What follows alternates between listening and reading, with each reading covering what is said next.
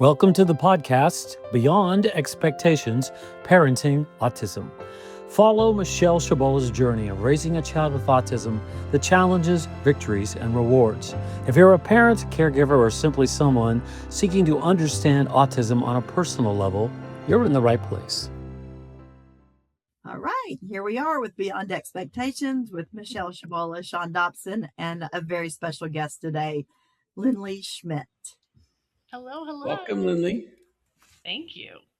So welcome to the show. So we are so excited to have you here, mainly about, of course, who you are, but what you're doing with animals and want to tell the whole world about what's going on and how this is inclusive to our audience. Yeah. Well, I have to first say that Gregory and I, our family had been friends for a long time. So we've probably known each other longer than we actually remember knowing each other. But I fell in love with Gregory, and let's be real, Carl, my husband, fell in love with Gregory when we both lived in Colorado at the same time. And you guys came to see us when I was working at the downtown aquarium in Denver. And he got to meet a binturong and a serval, and he got to see the tigers, but hands down, he got to see the mermaids. That's right. So I have always been his key to mermaids. He might not know I don't have the key anymore. That's true. That's true. The mermaids was quite the experience, I have to admit. Yeah. And then we had you guys come. Now I work at a facility in Wichita, Tanganyika Wildlife Park. We're an all-inclusive destination for animal experiences. And Gregory came out. You guys brought the van down. You set up all of his art, and he's done some special gifts for me, as well as, of course, the sign that's on my front porch that he did not think matched my personality. And what did that sign say, LynnLee? He said, "No, it's not. Go away, please." Oh. And when Gregory made it, he said to Michelle, "Are you sure my LynnLee wants this? Are you sure?" That's because he's so sweet. Yes, it is. He didn't know I have the sassy side. Crazy. Okay, so yeah, I want to back us up because we've hit the audience with a bunch of crazy things. Like you have mermaid friends, and then there's this Tanganyika thing. So back it up a minute. So tell us. Let's go in reverse order. Tanganyika. Yeah. How we spell Tanganyika? Tangyi or Anyika. Tanganyika. Tanganyika. And so tell me about Tanganyika again. It's a animal experience park?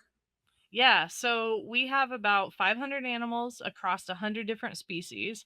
But we are not your normal zoo. And most people say that after they visit, they don't even put us in that category. We're like a bucket list trip for really memorable experiences. So when you come out to the park, breakfast, lunch, snacks, fountain drinks, domestic beer and wine, all included in your admission to the park. You can tell I've repeated that quite a few times. But more than that is animal experience or animal encounters at about 8 different encounter stations where you can actually feed the animals. So you can feed a hippo, feed a rhino, feed a giraffe, feed a lemur.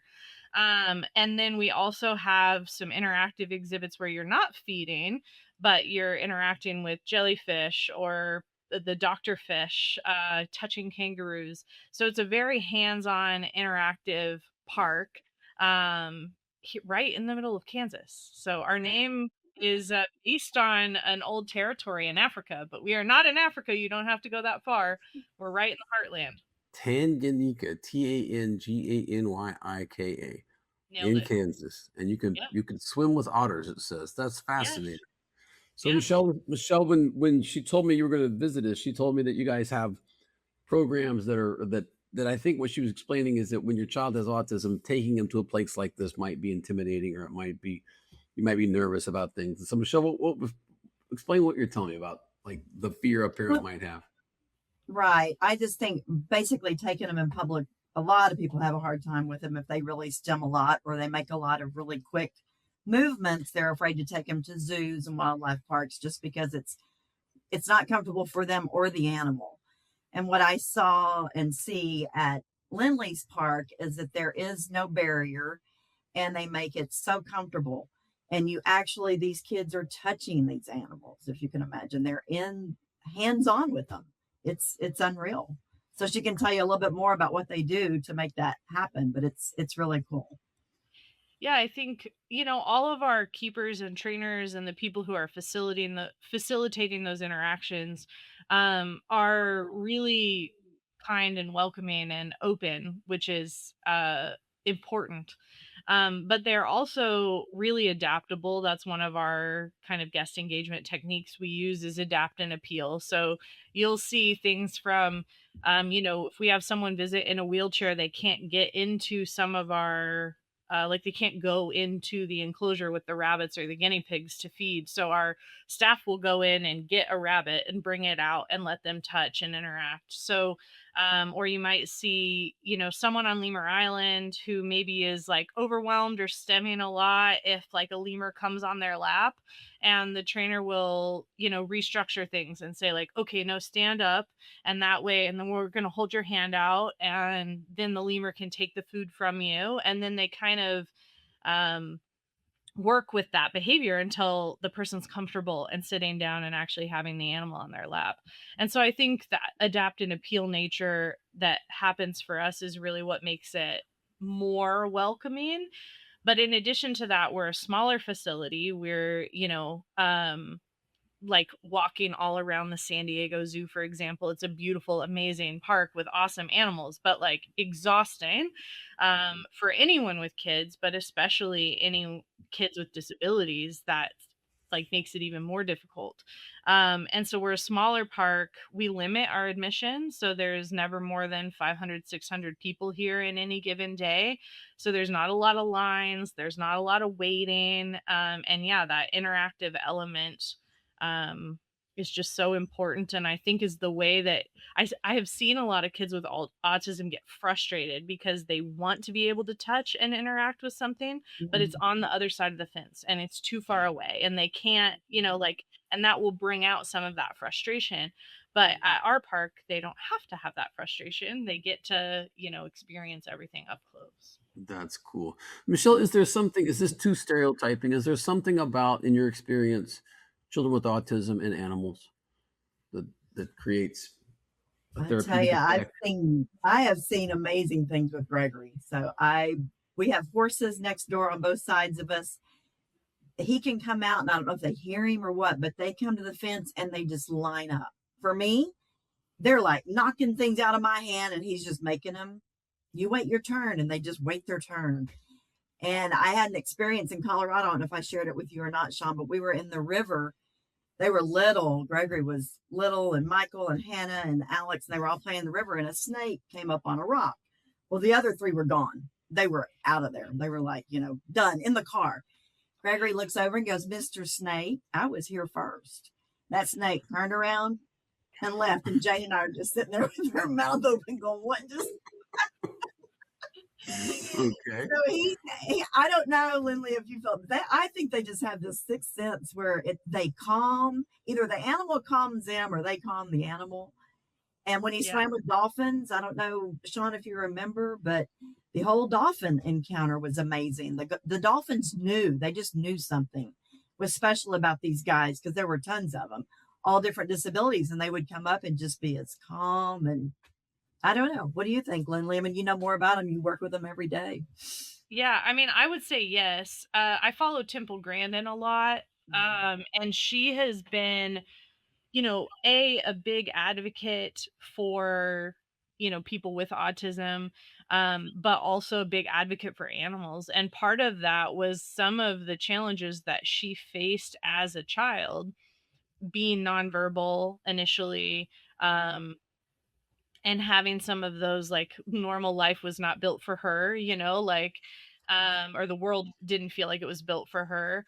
Um, she related a lot to animals. So now, like, she has made a name for herself in going into like feedlots and agricultural settings and advocating for the animals. So they've changed how animals go through their dips and how they move through the barn and how dairy animals come in, because she can see some of those things that we as people can't see. One example is why cattle guards work, right? Like that dark to light is terrifying.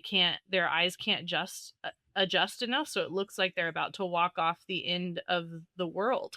And so you had these dairy cattle that they were, having to use cattle prods to force into the barns to get them to go past that light. And she came in and she's like, no, no, no, this is scary. We just need like an arbor, with slatted top so that it transitions from, bright light to shadows to the barn. And so I think, and she's not, I mean, she's unique in many ways, as we all are as people, but I do think that there's something to that. I think that they have the ability to. I wonder if it's because Gregor, we've talked about, is he's super empathetic, and to me, that means he can feel how you're feeling, right? I mean, he's very sensitive, but he's so sensitive that he's aware of your mood, and I wonder if that relates to the animals, that he's able to actually understand kind of their nervousness and maybe that's how they're sort of communicating, is that they're able to, like you said, they're able to comfort each other. But he's super perceptive of other people's sort of emotional response. And so maybe that sounds like an amazing thing to get these kids in a place where they can go and do what other kids do, which is go to the zoo, but in your case, be more like on safari than at the zoo. Yeah, exactly. And so what's it like, Michelle, like if you're out there and you have a child and you've not been going to the zoo the way other parents have been taking their kids to the zoo, like, do zoos do they make some special accommodations in general, or is the process a minefield for a parent? Well, it's a minefield for us. Well, it was a minefield for us, but I think LynnLee just told me the name of it's what, Culture City? Is what you said it was called? And they actually have sensory packets for you before you go into the zoo. And I know one thing is headphones. LynnLee, do you know what else is in the pack? I'm not sure. I think there's usually a fidget, headphones. Sometimes there's like a communication card, with images of things that you might need. I'm not sure what all else is in map, probably a map of the zoo to map it all out. And where they'll have like quiet places too. So they'll have designated places within the zoo that are quieter and calmer.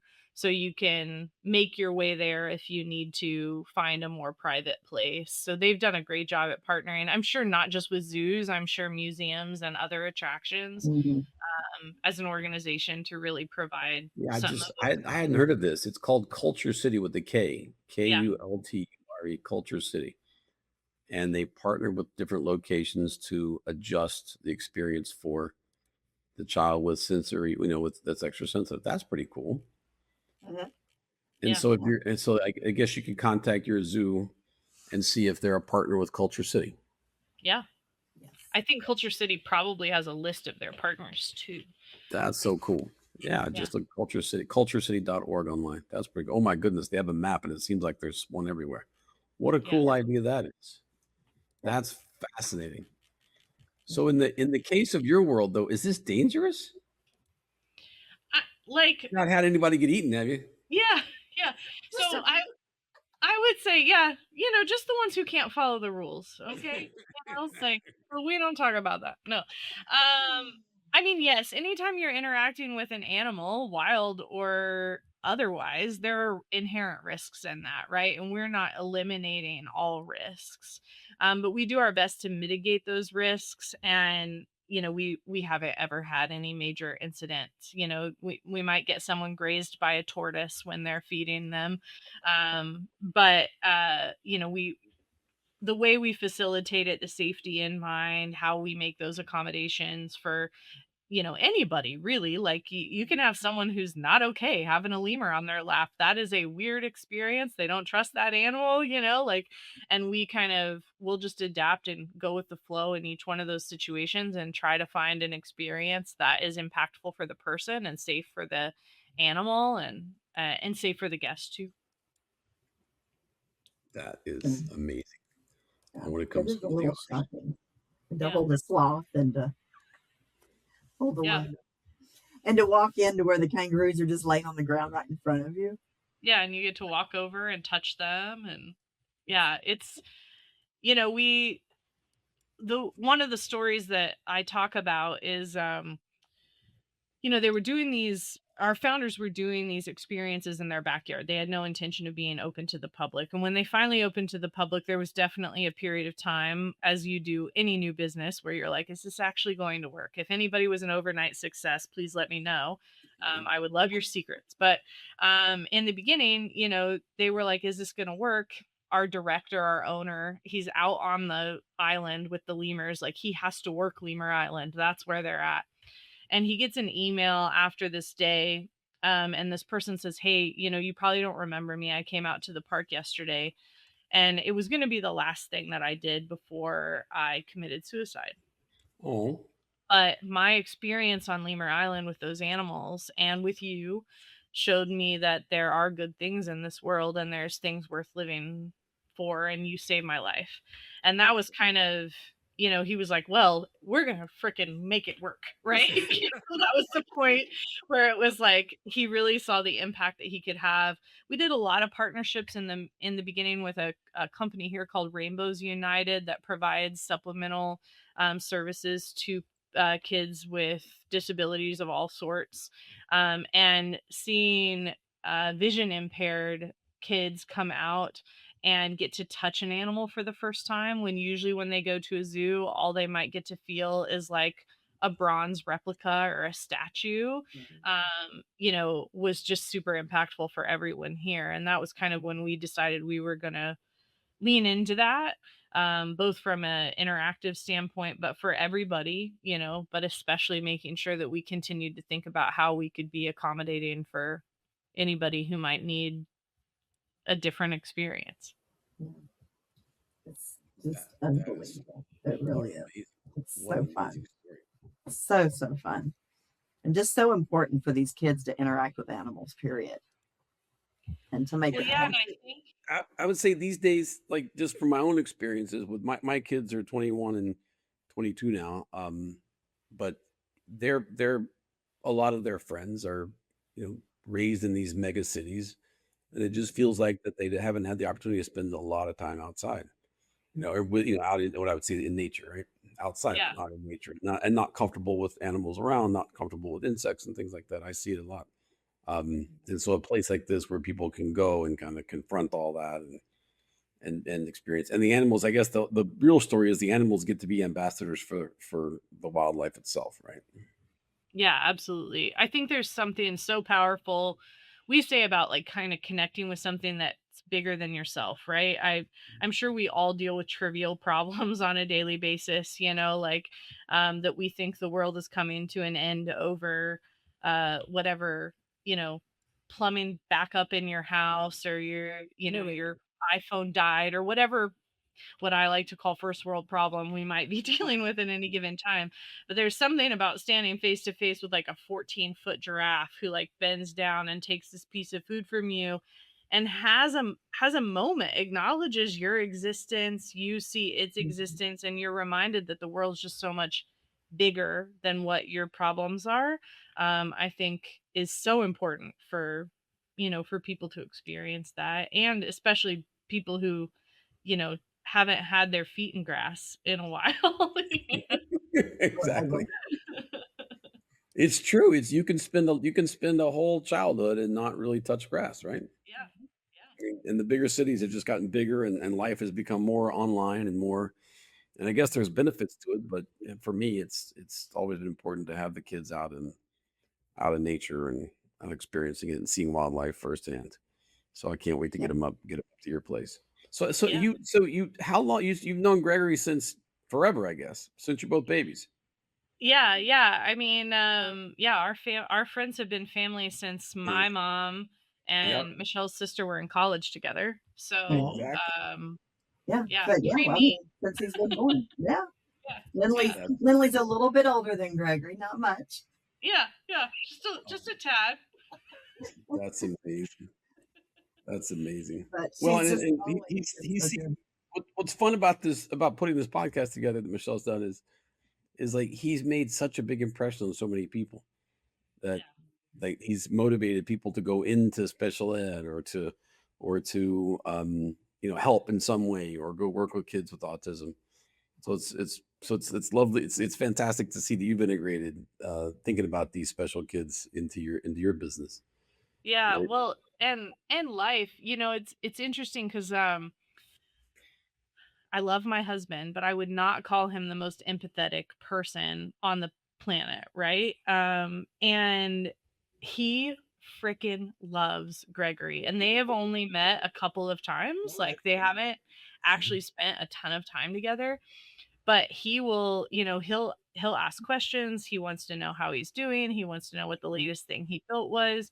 And I would argue that, my husband didn't have a lot of exposure. He went to school in a time where there wasn't integration into the classroom, and those kids were, kept at home, and you didn't get to know them. And so like his empathy for Gregory and for Michelle and for, like what that would be like is just really cool to watch. Yeah, it's been a huge impact on a lot of people. It's kind of funny because we learned recently that I guess before autism was diagnosed and it's continually being chopped up into different labels and things, which is what Michelle's been trying to educate people about. Is that we learned recently that children with autism were called the angelic children because their faces are so sweet, right? Oh, okay, yeah. And Gregory didn't hesitate. I talk about this all the time that he points out how I was pointing out how the kids in high school helped him, and he pointed out how he helped them. Yes, I watched that. I loved Right. that so much And so because I it's so think true. that these kids with autism, like I think we talk about it as a disability. We try to get all this like super comfortable language around it, right? Is it a handicap, a disability, whatever? But I think that maybe the overall point that we've been trying to make indirectly is the amount of benefit that people get by interacting with people with autism. Like the Yeah, benefit that they bring in terms of slowing you down, having you appreciate the moment a little bit more, and being a little bit more empathetic for someone because you know that your reactions may create discomfort for them. And it's fascinating that we don't operate like that all the time, right? That we're not like I'm guilty of that, where I don't think enough about what I'm about to say or do, how that's going to impact someone else's emotions, like how they're going to feel about that, how it's going to make them feel, not just communicate with them, but how it's actually going to make them feel. But yeah, with these kids, you learn quickly, like, oh, hold on, like I need to think about what I'm going to say and think about what I'm going to do. And of course, you're supposed to do that all the time, not just with people with autism, but at least they give you some of the training, some of the behavioral training that you're yeah. supposed to. So I think that the benefit is definitely amazing to spend time with G and the other people with autism. That's Well, cool. and I think that's the same, that's what we say about animals too, right? Coming to the park and having these interactions with animals teaches you how to be a better person, a better human. Um Michelle and I were talking. I finished a book. It's not published yet, so you can't get it anywhere. This isn't a sales pitch yet, but come back. Um, but it's a historical fiction about the okapi, which is a giraffe relative, very cool animal. Looks like a horse with a zebra butt, but not related to zebras or horses at all. Actually, a giraffe. Wasn't discovered until like the early 1900s. And I started writing this book Are just they still because, around? Are they yeah, extinct? Or are they still around? no, they're still around. She has I a herd started of them. writing, yeah, not very many, but they are around. I started writing this book because I heard this story about how in the middle of the civil war in the Congo, these Belgian mercenaries flew in under fire and rescued all of these animals that were at this sanctuary for okapi. And I had this A-team vision, like bandoliers and like, machine guns and they're flying in. And I wanted to, like, I thought that would be such a cool story to tell. But when I started doing the research for the book, the story is not real. Sorry. Um, but what I really found was just the impact that having a relationship with an animal had on people. Like having a relationship with an animal really helped people be more human. It helps them, deal with grief and trauma. And I do think that's one of those connections between people with autism and animals is they just they have a shared language that the rest of us don't have. But I also think there's some parallels there in having a relationship with, let's be real, anyone who's different than you, that thinks differently, that believes differently than you. And So yes, while your podcast is specific to, people with autism, I think it's so important to remember that really they're just people who are different than you and life different, and that can apply to a lot of different things. But those relationships make us better. That's I couldn't agree more. And I think that those trips to the zoo are so valuable. And I just hate to think that some kids and some parents are nervous about that, right? Yeah. About because it's such a we talked about children's sports in one of the episodes, and me being the kind of oblivious dummy, I'm like, oh, if your child has autism, maybe it's not so common that they get to play little league baseball or basketball like the rest of the kids. And of course they don't. But God delivered people that went and created that experience for them so that they could have what kind of the thing that maybe, of course, that I was kind of taking for granted. I think these trips to the zoo, these small things can be such a big thing when a child has autism. And this is what I'm learning as we go. And then to go that extra step to take them to actually a place where they're going to go and interact and run around. I keep thinking about that baby that fell in the gorilla cage, and then oh no. But it's pretty cool that you guys have thought about this and are as prepared as you can be. Yeah, and I think, if anybody's listening wants to come to Tanganyika and is like, what kind of experience would it be? Like, reach out to us. I think that's the other important thing. And I would say that about any facility you go to is like, reach out and ask questions. What accommodations are there? What will the experience be like? Are there videos we can watch beforehand? Are there, do you have kind of like a walkthrough of what the experience will be like so that we can prepare, the kiddo for it before they come in? And also like the parents, really, like, because I think, when us as parents are escalated and nervous about things, like, again, like you said, Gregory's uber sensitive and empathetic to that. Michelle's not going to be able to get any of that over on him. He is going to know, Right. Exactly. And so prepare yourself as well as preparing them for what to expect too. Right. And it's a good to know double and basically, Michelle, would you say that your experience has been if you go to your city zoo that they've thought about this and these kids are welcome and they got a plan for you?